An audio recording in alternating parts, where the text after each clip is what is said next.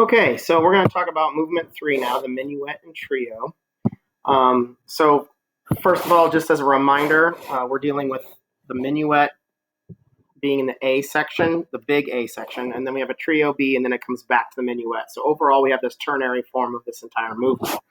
Within the minuet, we have the rounded binary, which is the A repeated, and then BA repeated. That's the rounded binary structure. So that's just a review of the overall kind of structure of the movement in terms of that third movement, 18th century style. So we have then a more detailed explanation of the melody. If you analyze the melody here, the main theme, we have this as the A section here. This is the main theme, and we have do, mi, so, and eventually T as the F sharp as an arpeggiated 1/7 chord. And that ends on this here, which is a 5 chord. Now, a 5 chord is not do, it's so.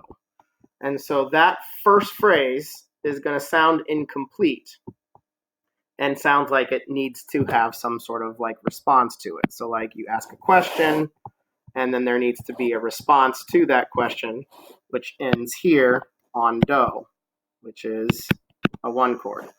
So when you have a phrase that ends on a 5, we call that a half cadence. It ends on a 5. And then that phrase, which I guess asks the musical question from a phrase structure standpoint, and then the next phrase, which outlines F, D, F sharp, A, C, the basic melody here is outlining the 5/7 chord. Then we get phrase 1, phrase 2, and the first phrase ending on the question mark, or the half cadence, is known as an antecedent phrase. And then the phrase that answers it is known as the consequent phrase, which then ends on the perfect authentic cadence on a 1. Okay, so that sets up the minuet theme, the A section at least. Then the B section of the theme starts with this ascending scale.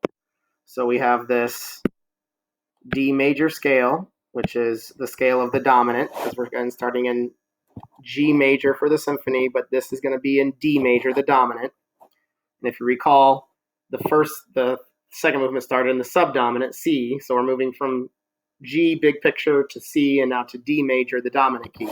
And it uses this D major scale straight up here. And we also have that melodically developed here with some counterpoint and the bassoon. So listen for the violin and bassoon part here when we listen to this whole thing, the whole minuet here in a second. All right, and then you'll notice that we have another pattern here that is used starting in measure 28. And this is another example of that technique that we talked about in movement 1, where we have this little melodic sequence. Each of these little melodic motives here is repeated at a different pitch level.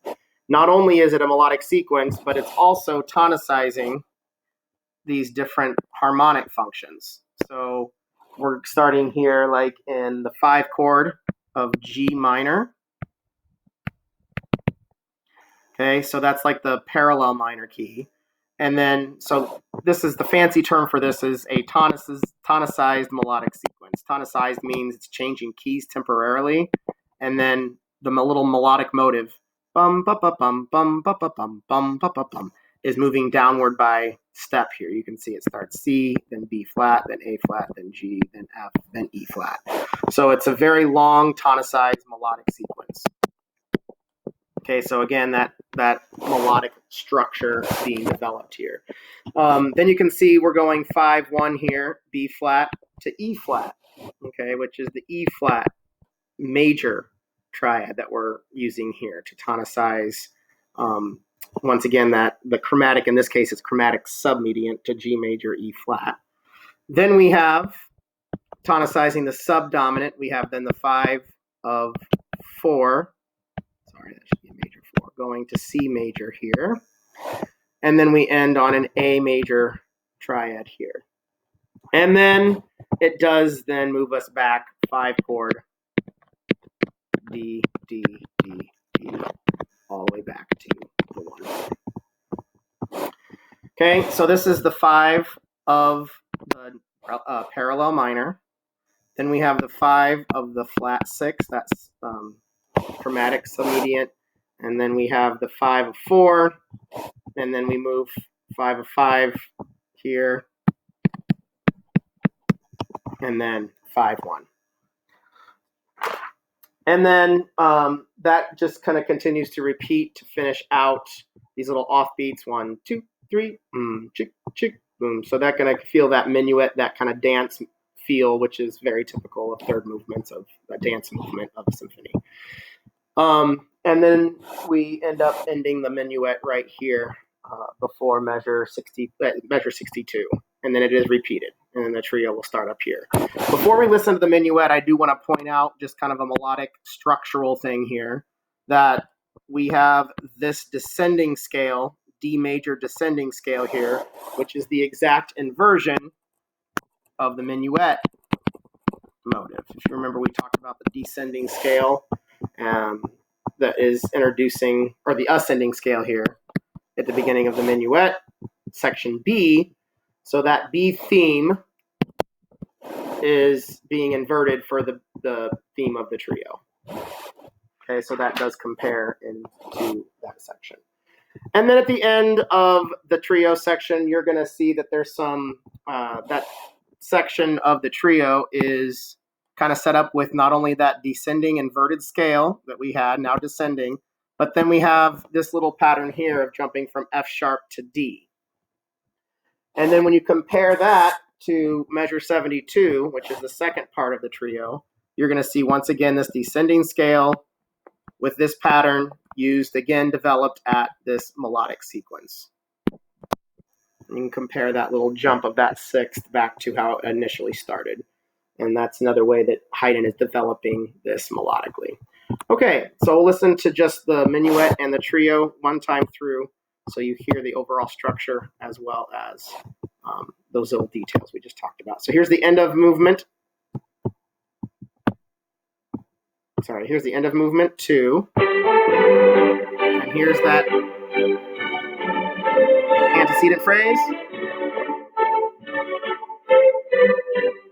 Consequent phrase, there's the answer.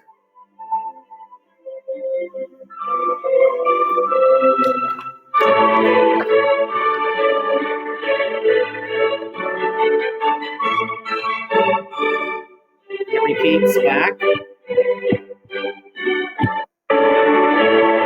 So then you're going to hear the B section here. Then you hear that little counterpoint there between those voices. And there's that little melodic sequence here. There's 5 to E flat. Now we're going to the C minor, then to the D. Then we get D. D, that's the 5 chord.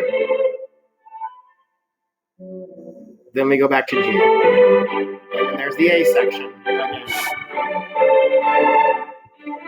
And then eventually that will be repeated to create that kind of rounded binary feel.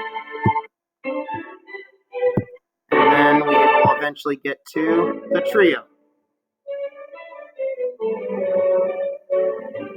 And there's that little leap. Leap of the F sharp to the D. And here he develops it.